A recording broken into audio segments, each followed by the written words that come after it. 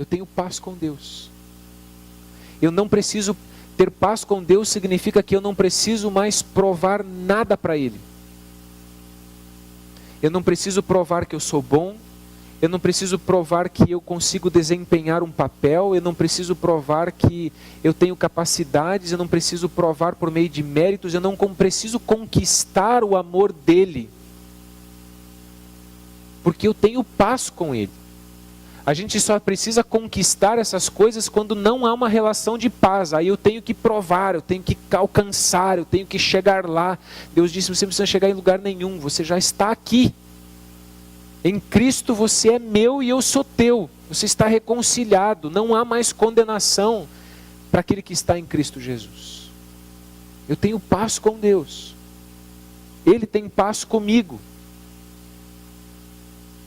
Deus está em paz comigo.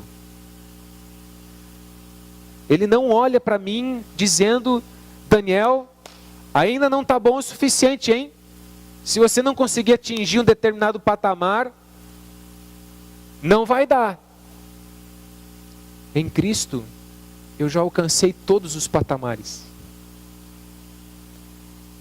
Você consegue compreender isso? O meu progresso, o meu crescimento se dá nesse chão do fato de que eu fui plenamente aceito por Deus. Porque senão eu caio naquele negócio do filho mais velho que ficou em casa, enquanto o filho pródigo, o filho que desperdiça tudo, ele vai, gasta tudo com meretrizes e fica aquele filho mais velho, amargurado, rancoroso em casa. Quando o filho mais novo volta, ele diz, mas pai, todos esses anos eu te servi como um escravo. Olha só essas palavras. E não me deste nenhum cabrito sequer para comemorar com meus amigos, mas vem esse seu filho sem vergonha, safado, desgraçado, que jogou toda a tua herança fora, que te considerou um ser morto, porque pediu a tua herança antes de você morrer. E o Senhor mata o novilho cevado e faz uma festa para ele. A relação do filho que ficou em casa com o pai era uma relação meritória. E veja o que essa relação meritória fez com ele. Fez com que ele se sentisse no direito de cobrar os seus direitos diante do pai. E o pai disse para ele, meu filho, tudo que é meu é teu. Você está me cobrando do quê? Que eu não te dei um cabrito? As ovelhas todas são tuas, as vacas todas são tuas. O que sobrou da herança inteira é teu. Como assim eu não te dei um cabrito? Ele não tinha paz com o pai. Ele não tinha paz com o pai. E quem não tem paz com o pai, quem anda por mérito e não por graça, começa a notar. Hoje eu visitei um orfanato. Está anotado, o dia que eu chegar lá vou cobrar. Hoje eu preguei na CELT. Está anotado. Hoje eu visitei um doente. Está anotado. Ó, Senhor, está vendo? Tenho feito tudo isso.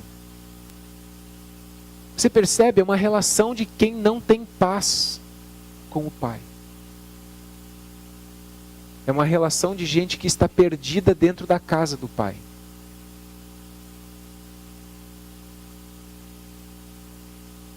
Completamente perdida dentro da casa do Pai, tanto quanto aqueles que estão fora da casa do Pai, se aventurando em um monte de coisas. Ter paz com Deus significa que a cruz é suficiente para mim.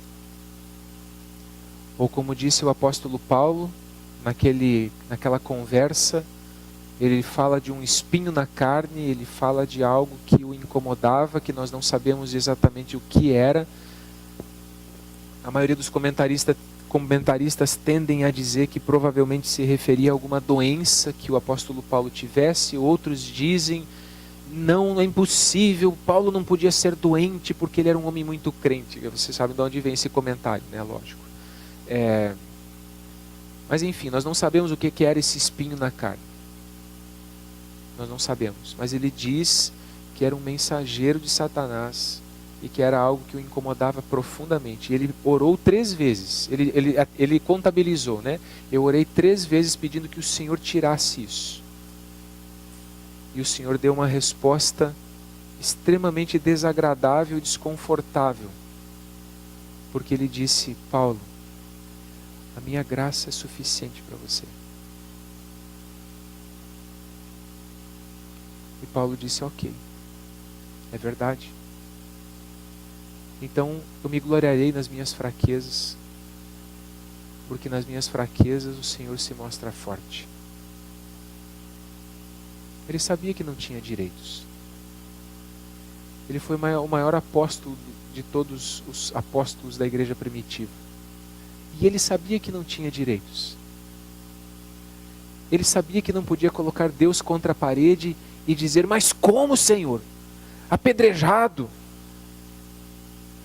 açoitado, perseguido, passei fome, passei nudez, passei frio, pressionado de um lado, pressionado do outro, aí chego no final da vida com uma situação simples para o Senhor resolver, e o Senhor me fala que a sua graça me basta, mas como assim? Por que ele não tem essa reação? Porque ele está em paz com Deus. Deus não deve nada para ele. Assim como ele não deve nada para Deus. É isso que é ter paz com Deus. É tomar consciência de que eu não devo nada para Deus e Deus não deve nada para mim. Deus não me deve nada. Eu devo tudo a Ele. Inclusive o ar que eu respiro.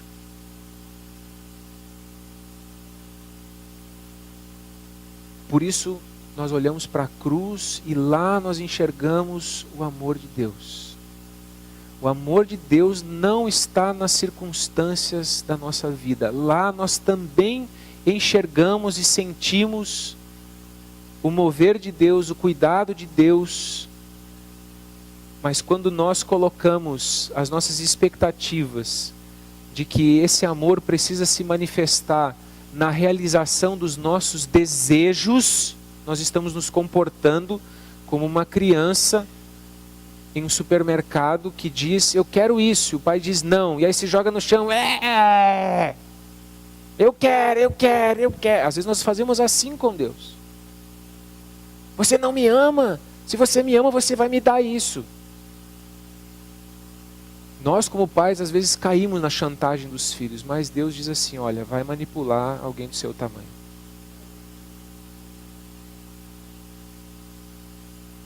Deus não se curva à manipulação.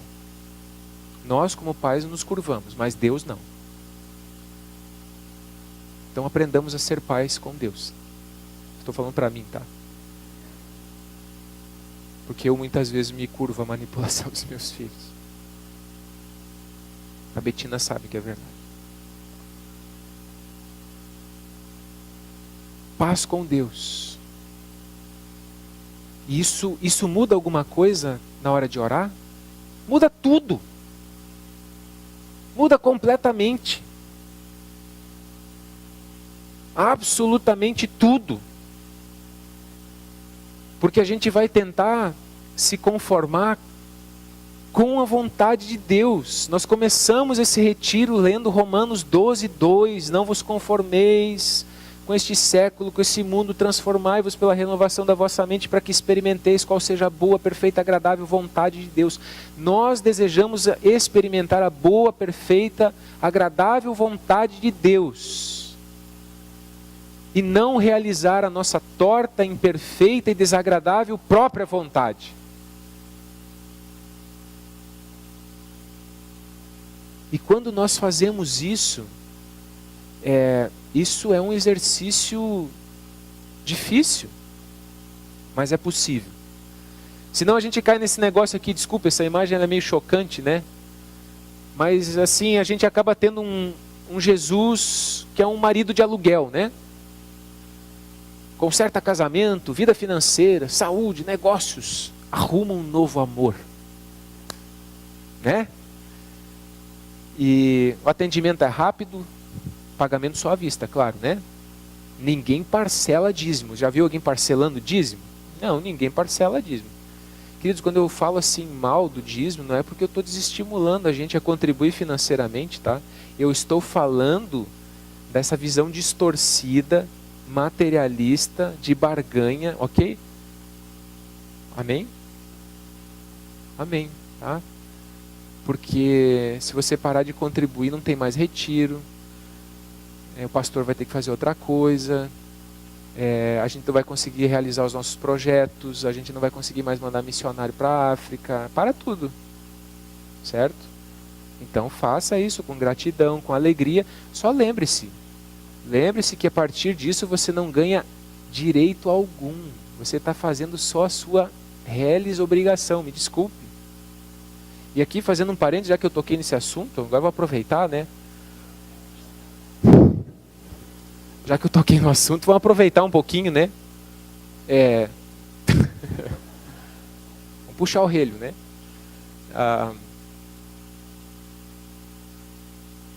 Nós estamos obrigados à lei do dízimo? Não. No Novo Testamento a gente não vive mais da lei. A lei se cumpre no mandamento do amor a Deus e do amor ao próximo, certo? Então nós não estamos mais debaixo da lei do dízimo. Isso era uma lei que valia para Israel. Ok? Mas Jesus certa vez disse para os seus discípulos, lá no Sermão da Montanha, capítulo 5, se a vossa justiça não excederem muito a justiça dos fariseus e dos mestres da lei, vocês não vão ver o reino de Deus. E aí vem o Sermão da Montanha.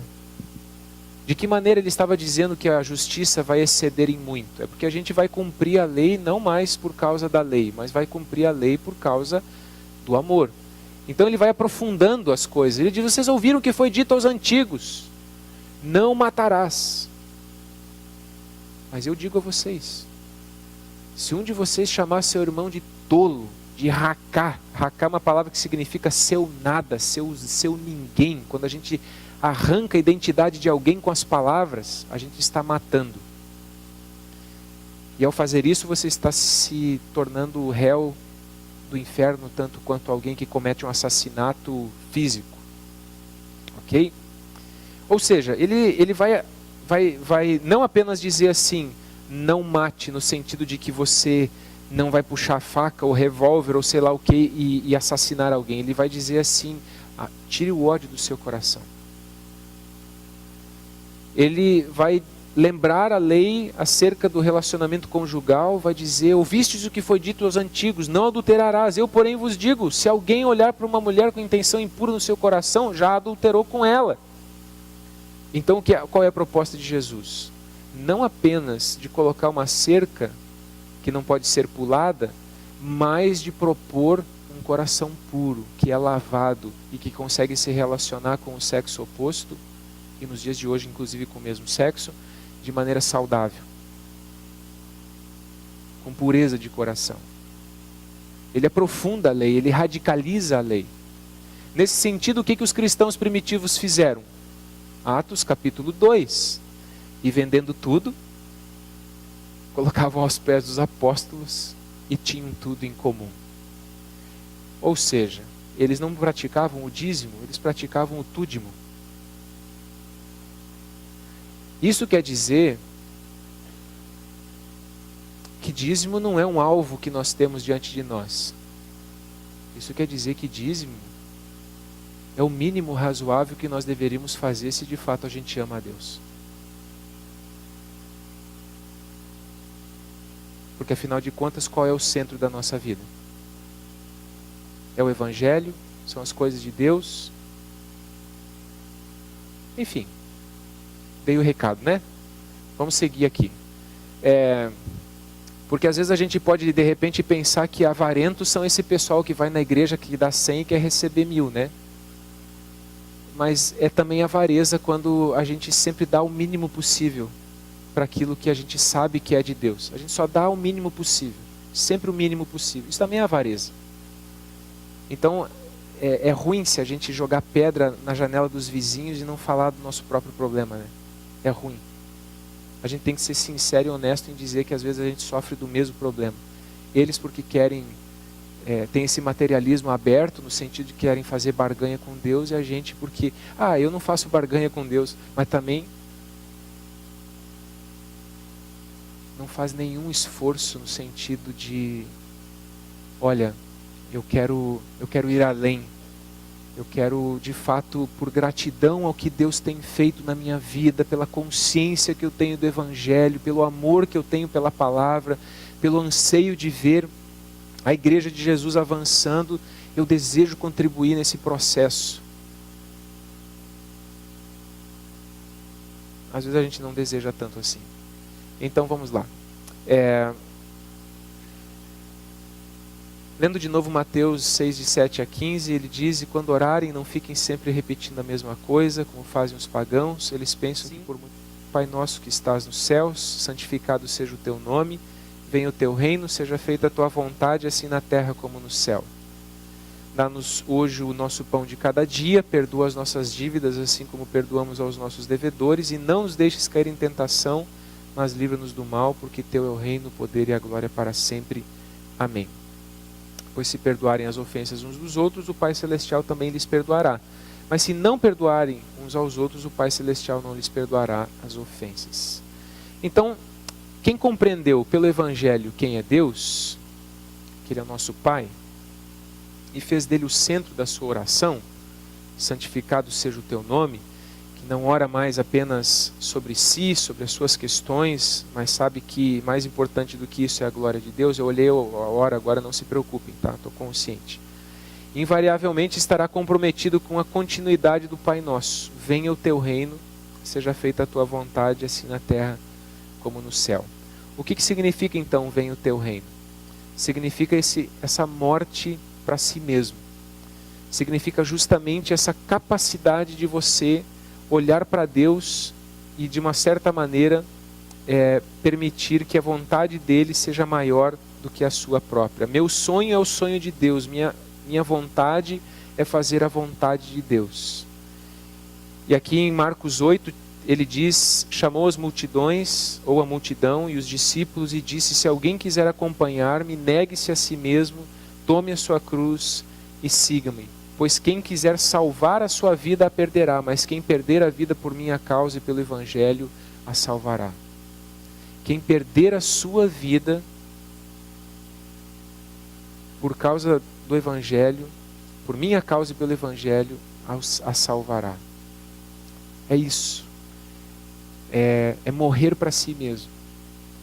É entender que de fato, quando nós buscamos o reino de Deus e a sua justiça em primeiro lugar, as outras coisas são acrescentadas. Isso não é uma coisa fácil, mas a questão já não é o que eu quero que Deus faça por mim, mas de que forma eu posso fazer a vontade de Deus. A nossa oração não vai mais ser: Senhor, eu, o meu problema, a minha situação, as minhas circunstâncias. A gente vai dizer: Senhor, eis-me aqui, o que o Senhor deseja de mim, de que maneira eu posso ser útil, aonde o Senhor deseja me usar. E a gente esquece um pouco de si mesmo, ou bastante de si mesmo, e passa a ocupar-se com Deus, com a sua vontade e com as pessoas. E isso, por incrível que pareça, faz um bem tremendo. Porque quando a gente se concentra nos próprios problemas, a gente aprofunda eles, a gente se angustia, a gente adoece. Em segundo lugar, quando a gente ora, vem o teu reino, a gente está se importando com o que Deus se importa. As Escrituras mostram onde está o coração de Deus. Ele se fez carne para nos trazer a salvação. Deus tanto amou o mundo que deu o seu Filho unigênito para que todo que nele crer não pereça, mas tenha vida eterna. Deus escreveu nas Escrituras uma história de salvação. Ele está preocupado com a humanidade, Ele se preocupa com as pessoas que estão perdidas. Ele deseja que outras pessoas o conheçam. E Ele quer que a igreja se importe com aquilo que Ele se importa. Ele não quer que a igreja esteja ocupada apenas consigo mesma. E as igrejas se transformaram em grandes agências desse Jesus, marido de aluguel, em que as pessoas estão ali em função de si próprias, puramente em função de si próprias. Elas não se importam com nada mais a não ser consigo mesmas. E isso não é igreja, não é essa a proposta do Evangelho, não é isso que Deus deseja. Deus é um pai cheio de saudade de seus filhos distantes, ele veio em busca do perdido. Mateus 9 diz que Jesus ia passando por todas as cidades, povoados, ensinando nas sinagogas, pregando as boas novas do reino, curando as enfermidades e doenças.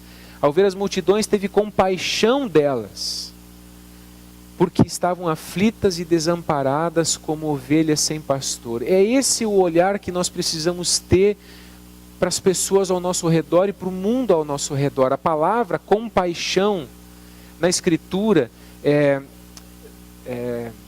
o hebraico e também o grego do tempo de Jesus não tinham muitas palavras para expressar sentimentos. Eles usavam reações físicas para falar dos seus sentimentos. A palavra para compaixão é uma palavra que é splankton, e ela significa as entranhas se remexeram.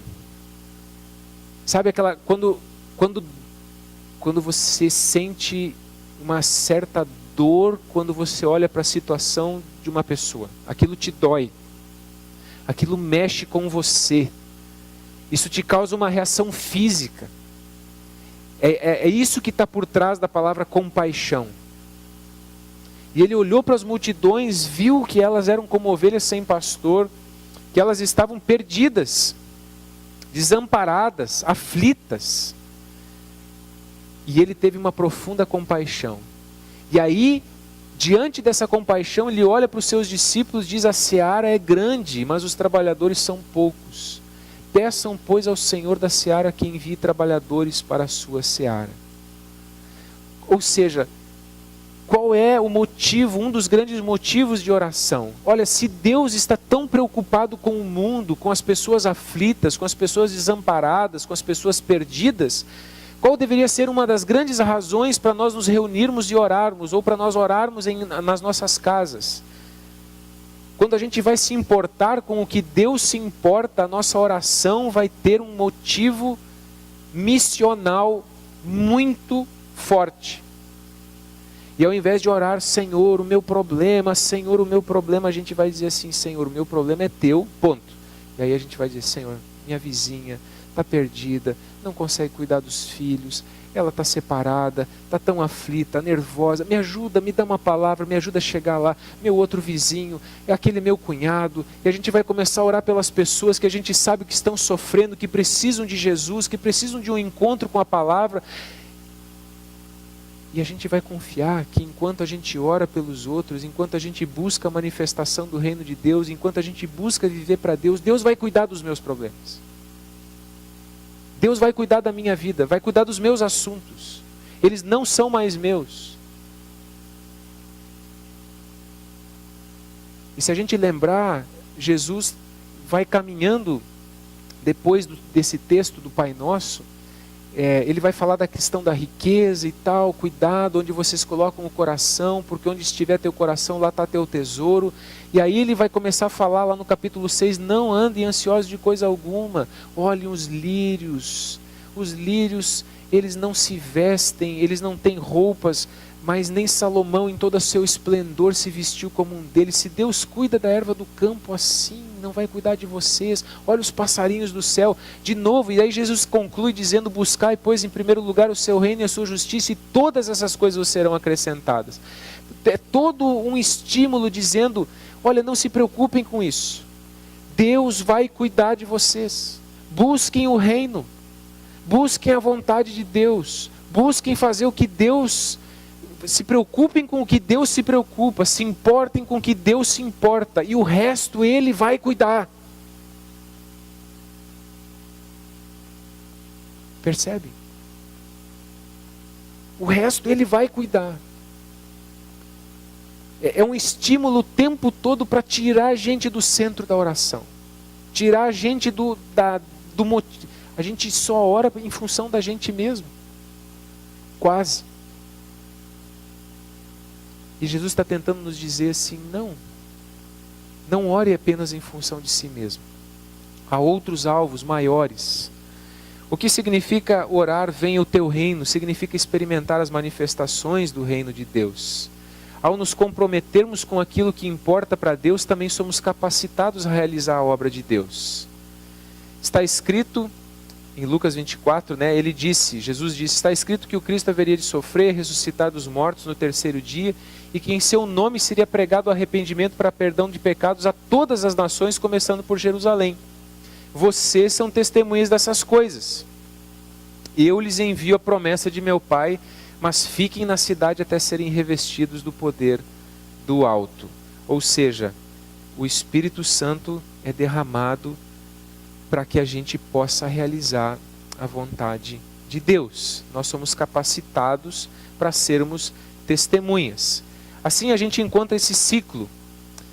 Quando nós colocamos Deus no centro da oração, quando nós colocamos quando nós colocamos Deus no centro da oração, o reino de Deus se torna uma prioridade. Concordam comigo?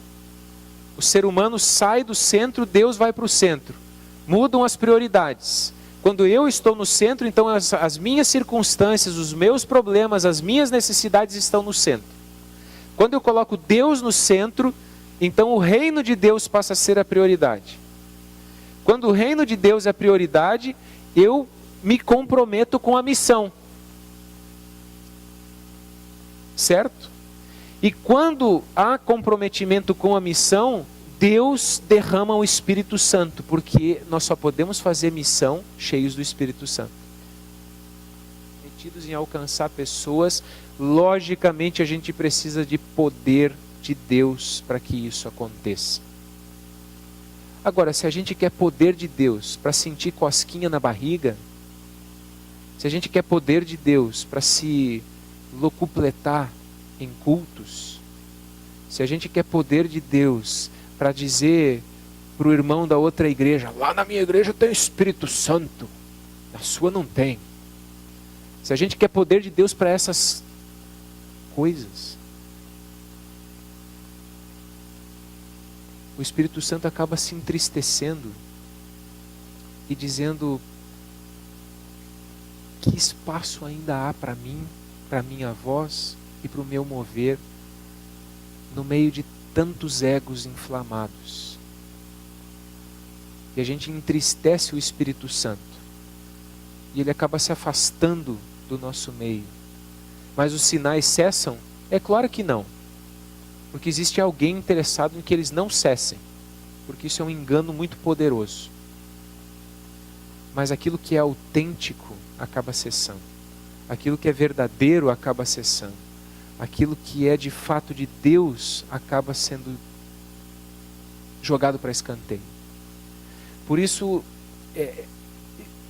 se a gente quer ver, isso é a minha visão, você tem todo o direito, como um bom bereano, de ir às Escrituras e questionar. Faça isso, por favor. Mas naquilo que eu compreendo do Evangelho, e naquilo que eu compreendo acerca de avivamento tem a ver com isso, tem a ver com pessoas morrendo para si mesmas, rendendo-se ao reino, comprometendo-se com Ele, e ao comprometer-se com Ele, sendo cheios do seu Espírito para poderem ser canais na vida das outras pessoas. Porque é isso que Deus quer da igreja. Foi para isso que Deus colocou a igreja no mundo. Essa é a vocação da igreja. Essa é a razão para a sua existência. Concluindo. Você ora por aquilo que importa para Deus, ou você está sempre ocupado consigo mesmo? Por quais pessoas do seu convívio você está orando para que conheçam o Evangelho? Em último lugar, você deseja uma igreja avivada?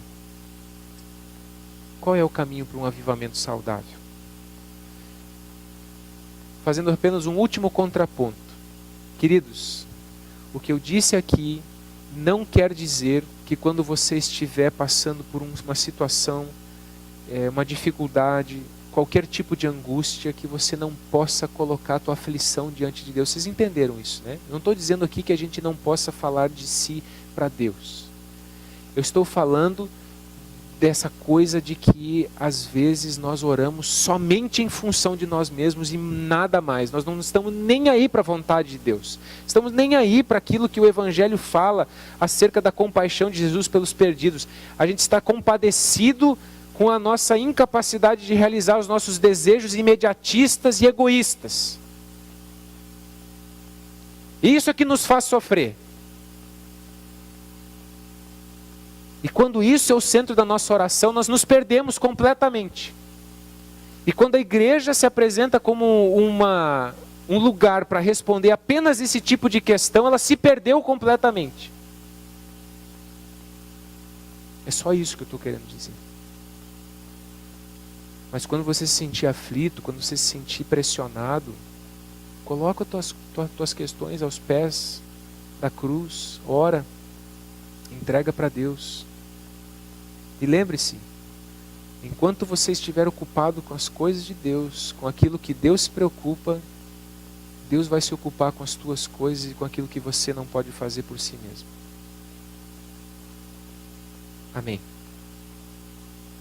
Oramos mais uma vez?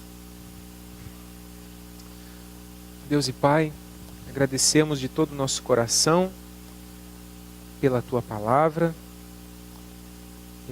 Oro para que estejamos, ó Deus, sendo impactados por isso, de que de alguma maneira isso traga um sopro novo para a nossa espiritualidade, que isso traga ares novos para para as nossas orações. E eu oro especialmente para que, como igreja, a gente tenha essa capacidade de morrer para si mesmo, morrer para os nossos sonhos, morrer para as nossas vontades e de fato passar a viver para a Tua vontade. Isso parece de fato uma morte terrível, e de alguma maneira é uma morte, mas é uma morte que produz vida. Nós queremos essa vida e por isso nós oramos para que Teu Espírito nos conduza a esse caminho, a essa jornada, e que nós cresçamos nesse processo, que a gente cresça como Teus filhos, que a gente aprenda a confiar no Senhor, a segurar a Tua mão e saber que o Senhor cuida de nós e que nós somos Teus instrumentos para cuidar dos outros. Em nome de Jesus, amém.